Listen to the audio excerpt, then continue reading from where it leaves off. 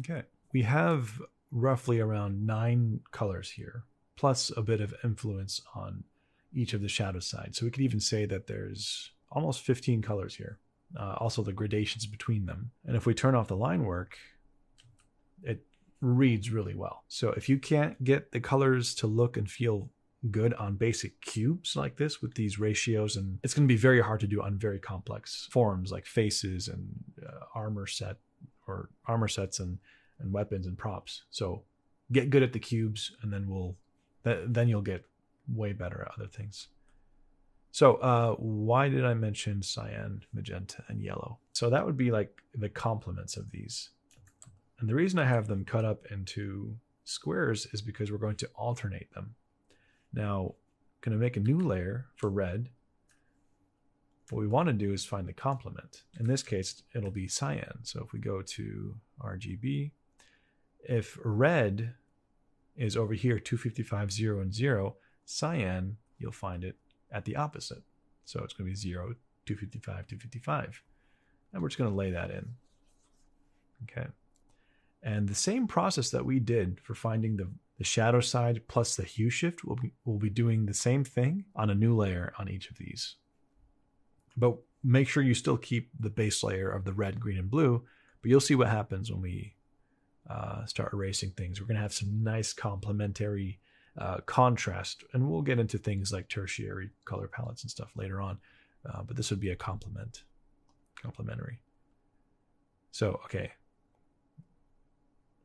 Let's go to HSB. Let's go halfway. That's 50% on the value scale. The hue, let's make it cooler.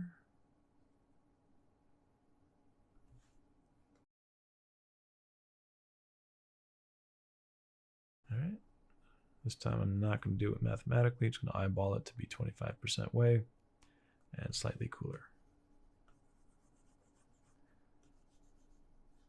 So any given local color, in this case it's cyan, in shadow can shift in hue. And once it does that, it'll have a nice kind of believability to it. And once we got all the values and colors in place in the whole Rubik's Cube thing, what we're going to do is blend it together and sort of render it as a final product, maybe add some shiny gloss onto it or something.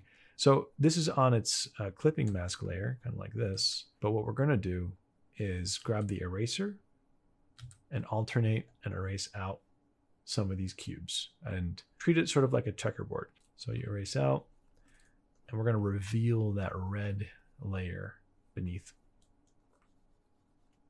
the cyan. And it just has a really nice, like, fun, believable pop there.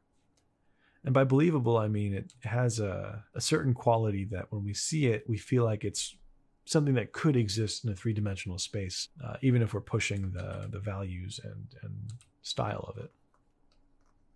Okay, let's keep alternating. And we had to make sure that the cyan cube followed the same rules as the red cube in terms of halfway to black on this side and 25% way to black on that, while also shifting the hues accordingly.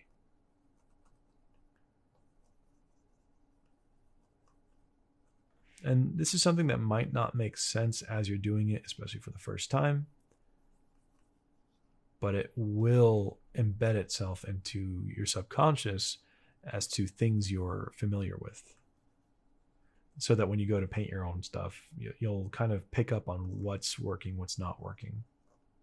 I feel like I might be repeating myself, but hey, that's perfectly fine. A lot of learning is through repetition. All right, now we zoom out. Beautiful. That has a nice kind of almost circus-like quality. And we can go ahead and take that and merge it down. Now we have our first cube. And when you turn the line work off and you zoom out, here's the way to test it. Does it still look three-dimensional? Does it still look like the values are holding up for what they're supposed to be with the hues that they have shifted, right? And it is implying that there's a warm light happening over here and a sort of cooler light happening over here. That color, maybe something like this.